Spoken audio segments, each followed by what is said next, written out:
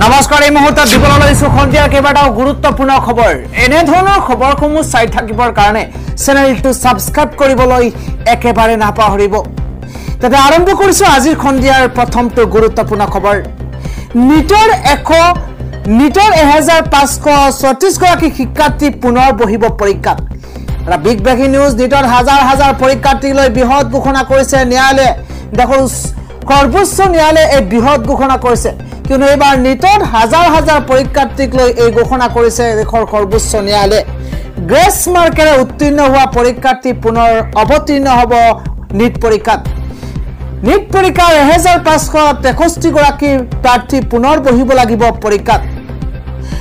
grace mark পাই উত্তীৰ্ণ হোৱা প্ৰাৰ্থীৰ মাৰ্কশিট ইতিমধ্যে বাতিল কৰা হৈছে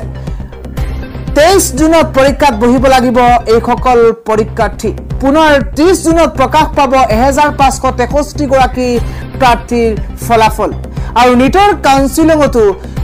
স্থগিতাদেশ এবাৰ দেশৰ সৰ্বোচ্চ ন্যায়ালয় গ্ৰেছ মাৰ্ক প্ৰদানত অনিয়মৰ অভিযোগ তুলি প্ৰতিবাদ কৰিছিল দেশৰ শ শ শিক্ষাৰ্থীয়ে আৰু নিটৰ 6টাকৈ চেণ্টাৰৰ পৰীক্ষাৰ্থীক দিয়া হৈছিল গ্ৰেছ মাৰ্ক নিটৰ হাজাৰ হাজাৰ পৰীক্ষাৰ্থীলৈ এই বৃহৎ ঘোষণা ন্যায়ালয় আনে খবৰ হৈছে অতিকে কৰুণ আৰু শোকাবহ এক নাও দুৰ্ঘটনা সংঘটিত হৈছে 270 গৰাকী যাত্ৰী কঢ়িয়াই নিয়া এখন নাও দুৰ্ঘটনাত পতিত হৈছে আৰু যাৰ ফলতে 80 গৰাকীকৈ লোকৰ মৃত্যু হৈছে এটা বিগ ব্ৰেকিং নিউজ জনাইছো অতিকে শোকাবহ আৰু কৰুণ ঘটনা সংঘটিত হৈছে এখন নাও দুৰ্ঘটনাত পতিত হৈছে যাৰ পিছতে 270 গৰাকী কঢ়িয়াই নিয়া সেই নাও দুৰ্ঘটনাৰ পিছতে 80 গৰাকীকৈ লোকে প্ৰাণ হেৰুৱাইছে আৰু যাৰ ভিতৰতে 21টি শিশু আছে বুলি ইতিমধ্যে জানিব পৰা গৈছে কুৱেইটৰ অগ্নিকাণ্ডৰ ঘটনাৰ মাজতে আহিছে আন এক শোকাবহ ঘটনাৰ খবৰ কংগোৰ ৰাজধানী কিনশাছাৰ সমীপৰ এখন নদীত সংঘটিত হৈছে এই কৰুণ আৰু শোকাবহ দুৰ্ঘটনা আন এক খবৰ হৈছে আজিৰ পৰা ভক্তৰ বাবে মুকলি কৰা হৈছে জগন্নাথ মন্দিৰৰ 4খনকৈ দুৱাৰ কোভিডৰ সময়ৰ পৰা বন্ধ হৈ পৰা জগন্নাথ মন্দিৰখন আজি ভক্তৰ বাবে খুলি দিয়া হৈছে কোভিডৰ সময়তে বন্ধ হৈ পৰিছিল প্ৰৱেশদ্বাৰ আৰু যাৰ পিছতে আজিৰ পৰা ভক্তৰ বাবে মুকলি কৰা হৈছে জগন্নাথ মন্দিৰৰ 4খনকৈ দুৱাৰ আৰু এটা ব্ৰেকিং নিউজ হৈছে খঙত অগ্নিশৰ্মা হৈ পৰিছে এবাৰ কেন্দ্ৰীয় গৃহমন্ত্ৰী অমিত শাহ খঙত এবাৰ ৰুদ্ৰমূৰ্তি ধাৰণ কৰিছে অমিত শাহে এবাৰ মঞ্চতে প্ৰাক্তন ৰাজ্যপালক এবাৰ ধমক দিছে গৃহমন্ত্ৰী অমিত শাহে খঙত অগ্নিশৰ্মা হৈ প্ৰাক্তন ৰাজ্যপালক এদৰি সকিয়নি প্ৰদান কৰিছে অমিত শাহে এটা বিগ ব্ৰেকিং নিউজ ৰাজনৈতিক খবৰ জনাইছো চন্দ্ৰবাবু নাইডুৰ শপত গ্ৰহণ অনুষ্ঠানতে অমিত শাহে ৰুদ্ৰমূৰ্তি ধাৰণ কৰিছে আৰু জ্যেষ্ঠ বিজেপি নেত্ৰী তামিলিসাই সুন্দৰ ৰজাজনক ধমক দিয়াৰ দৃশ্য এতিয়া ভাইৰেল হৈ পৰিছে মঞ্চতে খং উঠিছে কেন্দ্ৰীয় গৃহমন্ত্ৰী গৰাকী তাৰ পিছতে চৰ্চাত এতিয়া গৃহমন্ত্ৰী অমিত শাহ তেলেংগানাৰ প্ৰাক্তন ৰাজ্যপাল আছিল বিজেপি নেত্ৰী তামিলিসাই সুন্দৰাজন মঞ্চতে অমিত শাহে বিজেপি নেত্ৰী গৰাকীক গালি দিয়া বুলি চলিছে চৰ্চা আৰু তামিলনাডু বিজেপিৰ সভাপতি আন্নামালাই আৰু সুন্দৰাজনৰ মাজত চলি আছে বিবাদ আন্নামালাই আৰু সুন্দৰাজনৰ মাজত বিবাদক লৈ এতিয়া গৃহমন্ত্ৰী ক্ষুণ্ণ বুলি চলিছে চৰ্চা আৰু তামিলনাডুত বিজেপিৰ পৰাজয়ৰ পাছতে সৃষ্টি হৈছিল বিবাদৰ আৰু এতিয়া মঞ্চতে প্ৰাক্তন ৰাজ্যপালক ধমক দিছে গৃহমন্ত্ৰী অমিত শাহে পৰৱৰ্তী ডাঙৰ খবৰটো হৈছে ৰাজ্যৰ ভিন্ন প্ৰান্তত এতিয়া বৰষুণ অব্যাহত আছে আৰু যাৰ পিছত এতিয়া গুৱাহাটীৰ বৰজাস্থিত আঞ্চলিক বতৰ বিজ্ঞান কেন্দ্ৰৰ তৰফৰ পৰা বতৰৰ আগজাননী প্ৰদান কৰিছে পুৱাৰ ভাগৰ পৰা এতিয়া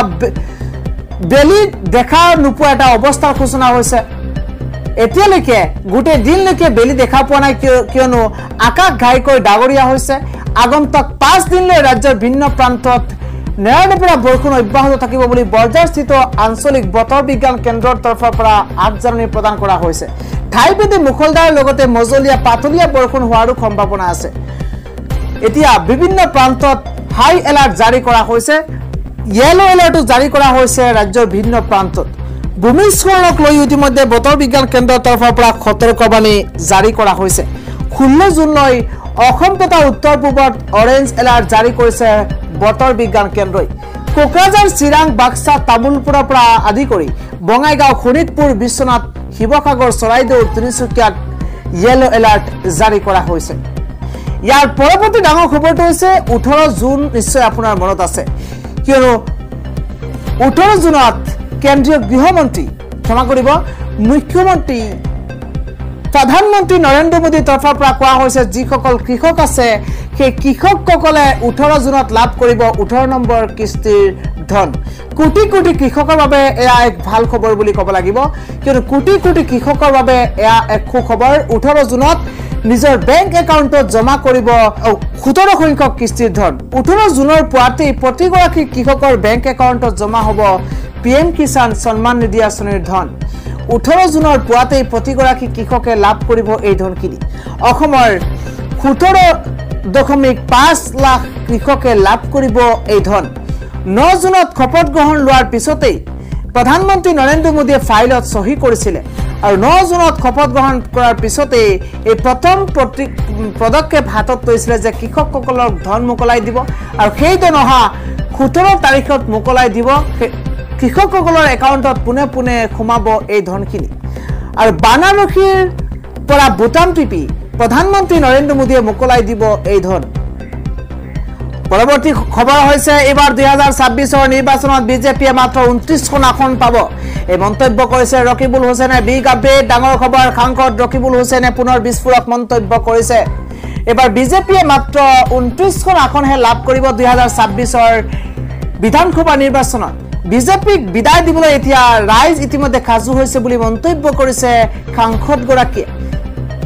ধুবুৰীত বদৰুদ্দিন আজমলৰ পৰাজয় হোৱাটো হিমন্ত বিশ্ব শৰ্মাৰ বাবে এক অখনিক সংকেত বেলেগ সমষ্টিত বিজেপিৰ প্ৰাৰ্থী জয়ী হোৱাতে যিমান আনন্দ পাইছে তাতকৈ বদৰুদ্দিন আজমল পৰাজিত হোৱাত বেছিকৈ বিষাদ পাইছে বুলি মন্তব্য কৰিছে সাংসদ ৰকিবুল হুছেইনে আৰু যাৰ বাবে মুখ্যমন্ত্ৰী আজি কালি এটা কথা ক'বলৈ আৰম্ভ কৰিছে মুখ্যমন্ত্ৰী আজি যি কথা কয় কালিৰ লগত আজিৰ সেই কথাৰ কোনো সম্বন্ধ নাথাকে বুলি মন্তব্য কৰিছে ৰকিবুল হুছেইনে সকলো শ্ৰেণীৰ ৰাইজে এবাৰ ক্ষমতাৰ পৰা বিজেপিক আঁতৰাব বুলি মন্তব্য কৰিছে এবাৰ ৰকিবুল হুছেইনে দেশবাসীৰ কাৰণে আৰু এটা বেয়া খবৰ কিয়নো দেশত আহিব পাৰে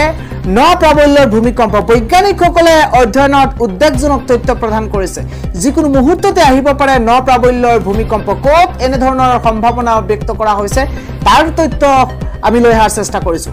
10,000 লোকৰ প্ৰাণহানি হোৱাৰ আশংকা বিজ্ঞানীসকলৰ অধ্যয়নত পোহৰলৈ আহিছে এক উদ্বেগজনক খবৰ কিয়নো আমেৰিকাৰ পশ্চিম উপকূলত পানীৰ তলত আছে ফল্ট লাইন আৰু এই ফল্ট লাইনৰ বাবে আমেৰিকাত আহিব পাৰে ভৰ ভূমিকম্প আৰু ভৰ ভূমিকম্পৰ বাবে